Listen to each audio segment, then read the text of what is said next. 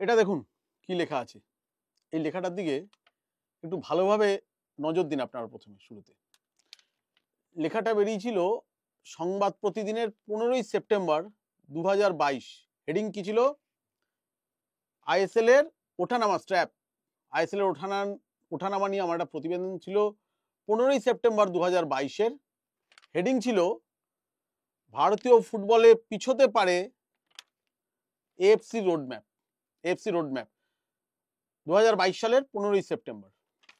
এবার আমি কথায় আসছি, কেন দেখালাম এটা। সেটা লিখেছিলাম আমি যে যা ভারতীয় ফুটবলের অবস্থা এখন, কারণ এএফসি রোডম্যাপে বলেছিল 2022 থেকে আই লিগের চ্যাম্পিয়ন দল আইএসএল এ উঠবে এবং আইএসএল থেকে অবনমন ঘটবে তার 2 বছর পর, অর্থাৎ 2024 থেকে। এটা 2024 হয়ে 25 হয়ে গেছে। সো এএফসি রোডম্যাপটা কিন্তু মানেনি। এবং এটা আমি লিখেছিলাম কবে? 2022, যখন পাঞ্জাব এফসি কিন্তু আইএসএল এ যায়নি। তখনও আমি লিখেছিলাম যে এটা হবে না, কারণ এফএসডিএল মানবে না। আজকে সবাই হইচই করছে যে এফএসডিএল বলেছে যে না, রেলিগেশন আমি করতে পারবো না, আর পরের বারের যে খসড়া দিয়েছে তাতে আছে যে না, আমি চ্যাম্পিয়নশিপেও তুলবো না, কারণ দল বাড়াবো না।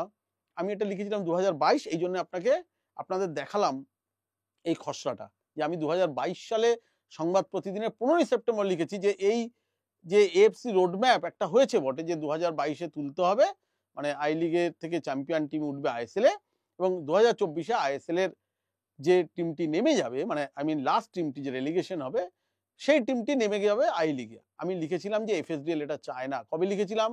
2022। আলোচনা ঝড় ঝাপটা কবে হচ্ছে? 2025, যে খসড়ায় নাকি দিয়েছে পরের বছর দিয়ে হবে না।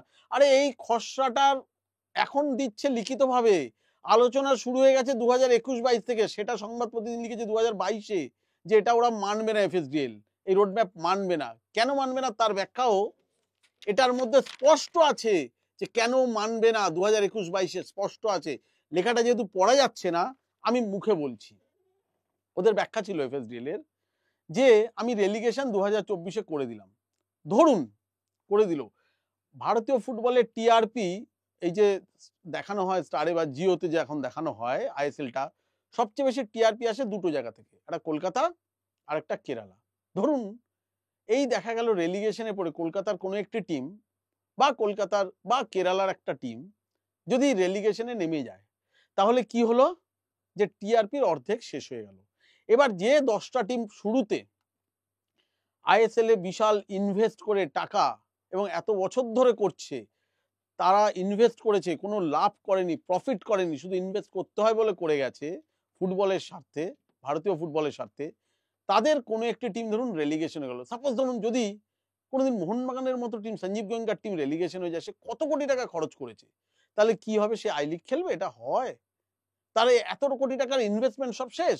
আজ মুম্বাই সিটি এফসির এত কোটি টাকার ইনভেস্টমেন্ট সব শেষ। আজ কেরালার ওরকম একটা জনসমর্থন যদি নেমে যায়, তাহলে কি হবে? ফ্র্যাঞ্চাইজি লিগটাই হয়েছিল এই ফরম্যাটে, যে না আমার কোনো না হবে রেলিগেশন, না হবে উন্নতি, মানে আই লিগের কোনো চ্যাম্পিয়ন টিম উঠবে না এবং আইএসএল এর কোনো টিম নামবে না। কিন্তু ভারতীয় ক্লাবগুলি, আই লিগের ক্লাবগুলি এমন ঝামেলা শুরু করে দেয়, ফেডারেশনের উপর প্রেসারে পড়ে, তখন এএফসির সঙ্গে দফায় দফায় মিটিং হয়েছে, দফায় দফায়। আমি আগের দিন একটা ভিডিওতে বলছিলাম যে ভারতীয় ফুটবল সমর্থকদের স্মৃতিশক্তি খুব দুর্বল। সেই সময় একটা ক্লাব ইউনিয়ন হয়, সেই ক্লাব ইউনিয়নে মোহনবাগান, ইস্টবেঙ্গল নেতৃত্ব দিচ্ছিল, এবং ছিল পুনে এফসির চিরাগ তান্না, যিনি সেক্রেটারি হয়েছিলেন পরবর্তী ক্ষেত্রে, যিনি এফএসডিএল এর প্রতিনিধি হিসেবে সেই সময় ভারতীয় ফেডারেশনে তিনি প্রতিনিধিত্ব করতেন। কিন্তু সেই সময়টা তিনি ছিলেন ক্লাবদের প্রতিনিধি আইএসএল এর এগেনস্টে। পরবর্তী ক্ষেত্রে চিরাগ তান্না কিন্তু এফএসডিএল এর প্রতিনিধি হয়ে আইএসএল এর পক্ষে কথা বলতেন ফেডারেশনে এসে। সো ভারতীয় ফুটবলে সবকিছুই সম্ভব। তখন ঠিক হয়েছিল, ক্লাবগুলো বলেছিল যে না, আই লিগের টিম তুলতে হবে, নাহলে এভাবে হতে পারে না। লিগের চ্যাম্পিয়ন, আমি তাহলে আই লিগ চ্যাম্পিয়নে কোথায় যাব? যদি তুমি আমায় এটা ভারতীয় ফুটবলের সেকেন্ড লিগ বলো, তাহলে আমি যেমনি আই লিগের সেকেন্ড ডিভিশন দিয়ে ফার্স্ট ডিভিশনে উঠতে পারি, তাহলে আই লিগ চ্যাম্পিয়ন হয়ে কেন আমি আইএসএল খেলবো না? এফএসডিএল তখনই মানেনি, তখনই ওদের প্রস্তাব ছিল যেটা হবে না। কেন হবে না? যে কারণে আমি লিখেছিলাম যে পাঞ্জাব এফসিকে তুলবে না এবং মোহামেডানকে তুলবে না।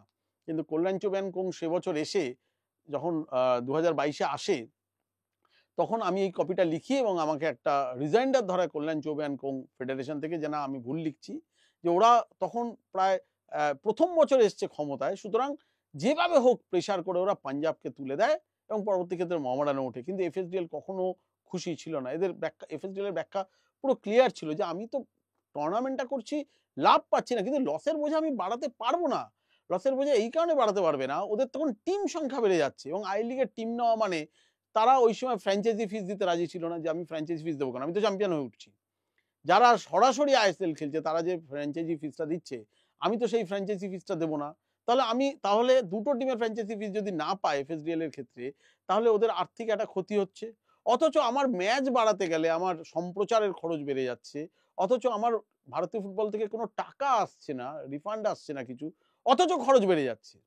যে কারণে ওরা যে 10টা টিম নিয়ে আইএসএল শুরু করতে চেয়েছিল তার বাইরে আর রাখেনি।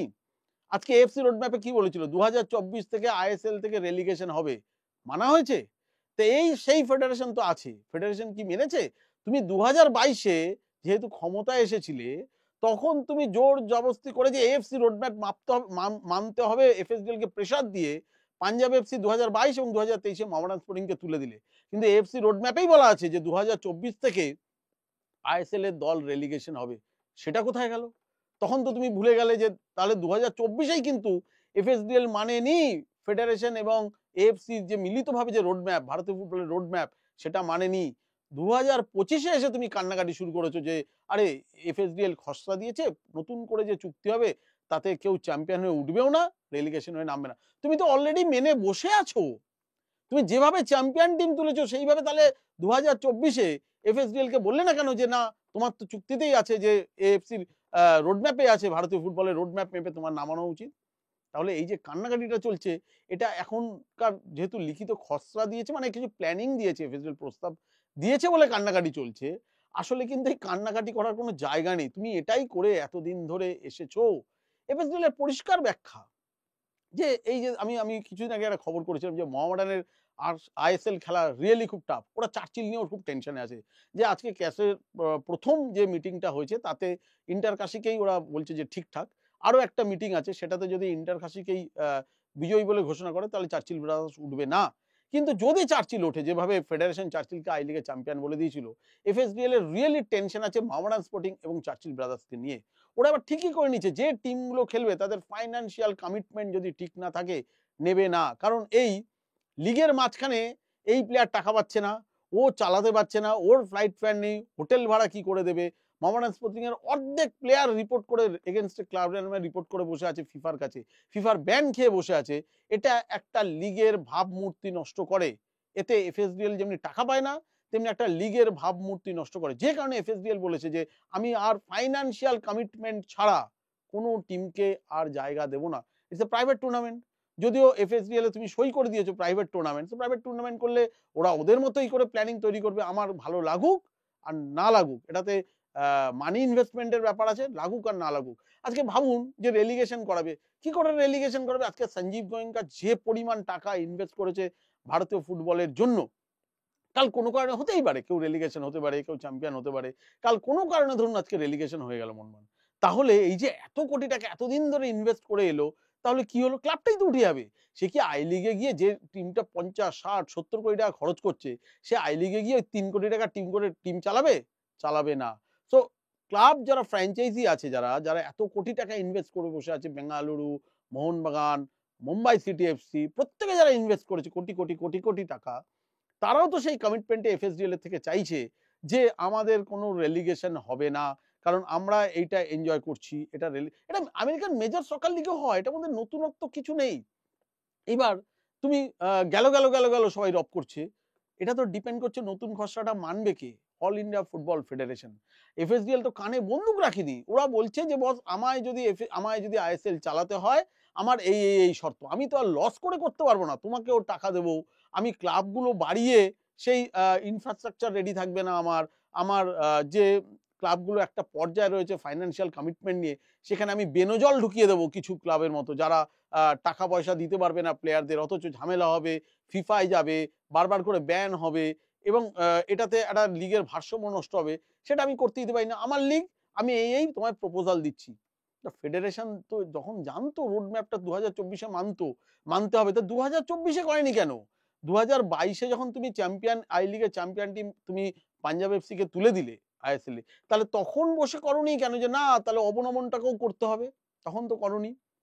দ্বিতীয় কথা, আজকে এফএসডিএল প্রস্তাব দিতেই পারে।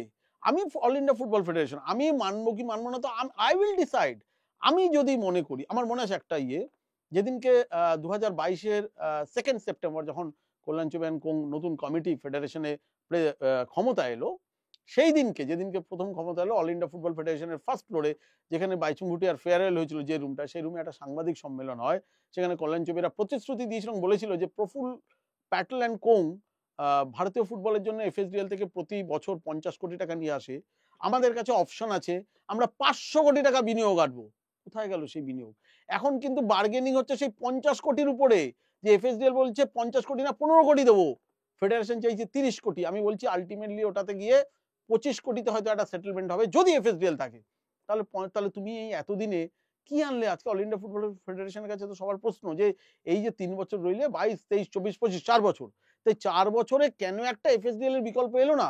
আমার এফএসডিএল প্রস্তাব দিতেই পারে যে আমি 20 কোটির বেশি দেবো না, আমি এইভাবে লিগ চালাবো, আমি তোমায় দেবো না, আমি ওরা একটা নতুন কোম্পানি ফর্ম করবে যেটাতে এআইএফএফ থাকবে, যেটাতে এফএসডিএল থাকবে এবং ক্লাব মালিকরা থাকবে, ফ্র্যাঞ্চাইজি মালিকরা, যেখানে এআইএফএফ এর কোনো গুরুত্বই থাকবে না।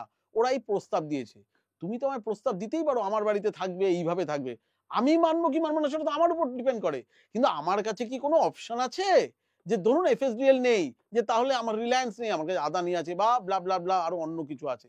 এতদিন শুধু শুনে এসেছি যে এরা বলেছে আমাদের কাছে প্রচুর অপশন আছে। এখন তো দেখা যাচ্ছে কোনো অপশনই নেই। যে যদি তোমার কাছে অপশন না থাকে তুমি বার্গেনিংটা করবে কি করে? আমরা কি জানি ইন্ডিয়ান ফুটবলের মার্কেট ভ্যালু কত? আমরা সত্যি জানি না। আজকে এফএসডিএল নির্ধারণ করে দিচ্ছে যে না তোমার আমি 50 কোটি টাকা মার্কেট ভ্যালু, সেই জন্য তোমার আমি বছরে 50 কোটি দিচ্ছি। এখন আমি সেটাও দেবো না কারণ তোমার সেই মার্কেট ভ্যালু নেই। আমরা এএফএ বলতে পারি যে না আমার দেখুন ব্যাখ্যা দিয়ে যে না আমার 100 কোটি মার্কেট ভ্যালু, আপনার এই দিতে হলে 100 কোটি দিতে হবে না, দিতে হবে না। ফেডারেশনের উপর বিরক্ত হয়ে এফএসডিএল তো কিছুদিন আগে সুপার কাপ ছেড়ে দিয়েছে, জানো ওটাও সুপার কাপ ওদের ছিল, আপনারা করুন বিপণন। আই লিগও ছেড়ে দিয়েছে ফেডারেশনকে, জানো আমি 50 কোটি দিয়ে গেছি, আমি আই লিগও নিচ্ছি না, যাও নিয়ে নাও। তা আই লিগ বিপণনটা কি করেছে এএফএ বলুন তো? লাস্ট ইয়ারে এমন একটা অবস্থা হয়েছে যে চ্যাম্পিয়ন ঘোষণা করেছে চার্চিলকে, আর ক্যাশ ঘোষণা করে দিয়েছে না, প্রথম মিটিং এর পর বলেছে যে না ইন্টারকাশি চ্যাম্পিয়ন হতে পারে। তাহলে ভাবুন আই লিগটারও কি হাল করে দিচ্ছে। আই লিগ তো এফএসডিএল এর না, আই লিগ তো এখন এআইএফএফ এর। তাহলে এআইএফএফ তার মার্কেটিং করতে পারছে না কেন? আজকে সুপার কাপ তো এআইএফএফ এর, কেন উড়িষ্যা সরকারকে ধরে উড়িষ্যা সরকারের পৃষ্ঠপোষকতায় কোনো মতে নমনম করে আগেরবার এই সুপার কাপটা হয়েছে। সবকিছু এফএসডিএল এর দোষ দিয়ে বসে আছি। আবার বলছি এফএসডিএল বাইরের পার্টি, সে তার নতুন কন্ট্রাক্ট হওয়ার জন্য যা খুশি প্রস্তাব দিতে পারে, সে বিনা পয়সার টাকা অফার দিতে পারে, সে বলতে পারে যে তোমার সবকিছু আমার। মানা না মানা তো ফেডারেশনের উপর। সেটা সেটা তো তুমি মানবে না, তোমার হাতে অপশন আছে। আপনি আমাকে দাদা একটা চাকরির অফার দিলেন যে বস তোমায় আমি 10,000 টাকা করে দেবো, আমি মানবো না, আমার হাতে 20,000 টাকা চাকরির অফার আছে, আমি করবো না। অথচ আমি যদি কান্নাকাটি করি এটা কি করে হলো, আমায় কেন আপনি 10,000 টাকার অফার দিচ্ছেন, এটা ঠিক করছেন না, আমি মানবো না। অফার অ্যাকসেপ্ট করবো কি করবো না সেটা তো আমার উপর ডিপেন্ড করে, এফএসডিএল এর উপর ডিপেন্ড করে না। এফএসডিএল ভারতীয় ফুটবলের একটা মূল্যায়ন করেছে আর্থিক, যে এর বেশি টাকা দিলে আমার কোম্পানির লস। এবার মানা কি না মানা আমার উপর। কিন্তু এএফএফ কোনো অপশনই রেডি করেনি যে যদি এফএসডিএল না থাকে তাহলে আমার বিকল্প কে। যে কারণে কিন্তু এই দ্বন্দ্ব বা যেই সমস্যাটা তৈরি হয়েছে, আজকে যদি এফএসডিএল এর জায়গায় আমার 3টে কর্পোরেট কোম্পানি রেডি থাকতো যে আমার আইএসএল এর ধাঁচে এই ফ্র্যাঞ্চাইজি লিগ চালাবে, এফএসডিএল দিয়েছে চলে যাবে, নতুন কমিটি আসবে সঙ্গে সঙ্গে বলবে না এ আমার বিকল্পের শুরু আছে। যে কমিটি আসবে, প্রথম কথা একটা ভারতীয় সরকারের তরফ থেকে একটা স্পোর্টস কোড চালু হচ্ছে, স্পোর্টস একটা কোডের একটা খসড়া তৈরি হচ্ছে, স্পোর্টস কোড কিভাবে হবে, যেটা মেনে যে যে খসড়া মেনে হয়তো নির্বাচন হবে, সেইটা হয়তো দেখা গেল ওই বাদল অধিবেশনে পার্লামেন্টে সেটা পাস করাবে, সেইটা যদি পাস করে আসে তারপরে সুপ্রিম কোর্ট আলোচনা করে দেখবে যে সেটাই যদি স্পোর্টস কোড হয় সেই অনুযায়ী নির্বাচন হবে। সেই নির্বাচনও তো যদি সব ঠিকঠাক ভাবে মানুষের ধারণা অনুযায়ী, তাতেও তো অক্টোবর নভেম্বর, তার আগে তো কোনোভাবেই কিছু করা সম্ভব না। তো সত্যিই মানে এই অন্ধকার দিয়ে কি করে বেরোবে কেউ জানে না, যতক্ষণ না নির্বাচন হচ্ছে কেউ জানে না। এবং নির্বাচনে জিতে যারা আসবে তারা যে এফএসডিএল এর প্রস্তাব মেনে নেবে এটাই বা কে গ্যারান্টি দিয়েছে? তারা যদি বার্গেনিং করে এফএসডিএল থেকে বেশি টাকা বের করতে পারে এবং ক্ষমতা যদি এএফএফ দিকে আনতে পারে তাহলে ভালো। যদি দেখা যায় যে তারা যদি অনেক দৃঢ় মানসিকতা হয় ফেডারেশনের লোকরা যে না এফএসডিএল যা প্রস্তাব দেবে আমরা সেটাই মানবো না, আমরা আমাদের প্রস্তাবে আমাদের শর্তে চলবো, তাতে যদি 1 বছর আইএসএল না হয় না হবে, হয়েই বা কোনটা ভালো হচ্ছে, না হলেই বা এর চেয়ে কি খারাপ হবে। ভারতে যখন আইএসএল হতো না তখনও ভারতের যা অবস্থা ছিল হয়তো এর থেকে র্যাঙ্কিং আরো ভালো ছিল, এখন তো র্যাঙ্কিং মারাত্মক সেটা বলা যাচ্ছে না, তো এর থেকে আর কি খারাপ হবে। আমার তো মনে হয় যে সবকিছু ভেঙে চুড়ে একদম নতুন করে সবকিছু গড়া উচিত। তাতে যদি 1 বছর 6 মাস কিছুটা যদি স্তব্ধ থাকে ফুটবল থাকুক না। এই চালু করতে গিয়ে যা খুশি করতে গিয়ে কোনোমতে একটা খসড়া করে একটা সই-টই করে দিয়ে চালু হয়ে গেল এবং লং টার্মের জন্য আরো 10 বছর। তাহলে কিন্তু আল্টিমেটলি লং রানে ক্ষতি। যদি আমি লং রান দেখতে চাই আমার মনে হয় দুপক্ষ বসবে, এফএসডিএল বা নতুন কমিটি বসুক ফেডারেশনের, বসে একবারে ঠিকভাবে খসড়া করুক। তাতে যদি প্রথমবার এই বছরের আইএসএলটা সিঙ্গেল লেগে হয় হোক না, যে ডিসেম্বর জানুয়ারি দিয়ে শুরু হবে সিঙ্গেল লেগ, এবছরের জন্য সবাই মেনে নিল, পরের বার তো একদম ঠিকঠাক ভাবে শুরু হবে। কিন্তু যদি তাড়াহুড়ো করতে যাই চল কোনো মতে একটা সাইন করে নি, শুরু হয়ে যাচ্ছে আইএসএল, তাহলে কিন্তু আবার লং টার্মের জন্য কিন্তু গলায় দড়ি পড়ে যাবে ফেডারেশনের। সো পরিস্থিতিটা কিন্তু এরকম। কিন্তু আমি বারবার বলছি পরিস্থিতিটা 2025-এর না। আমি প্রতিদিনে লিখেছিলাম 2022 সালের 15ই সেপ্টেম্বর, তার মানে তার আগের থেকে আলোচনা শুরু। এখন সেটা প্রকাশ পাচ্ছে লিখিত আকারে। যখন আলোচনা হয়েছিল তখন 2022 সালে লিখেছিলাম, তার জন্য আমাকে এএফএফ দিয়ে একটা রিজাইন্ডার দেওয়া হয়েছিল যে না আমি ভুল লিখছি। কিন্তু সেটাই কিন্তু এখন মানা হচ্ছে যে 2024-এও কিন্তু ভারতীয় ফুটবলের যে রোড ম্যাপ করেছিল এএফসি সেটা 2024-এ মানল না, অর্থাৎ আমি লিখেছিলাম অবনমন হবে না, হয়নি। এবং এখন এফএসডিএল লিখিত খসড়াই দিচ্ছে প্রস্তাব যে আমরা নতুন যে চুক্তি করব তাতে অবনমনও থাকবে না, চ্যাম্পিয়নশিপও থাকবে না।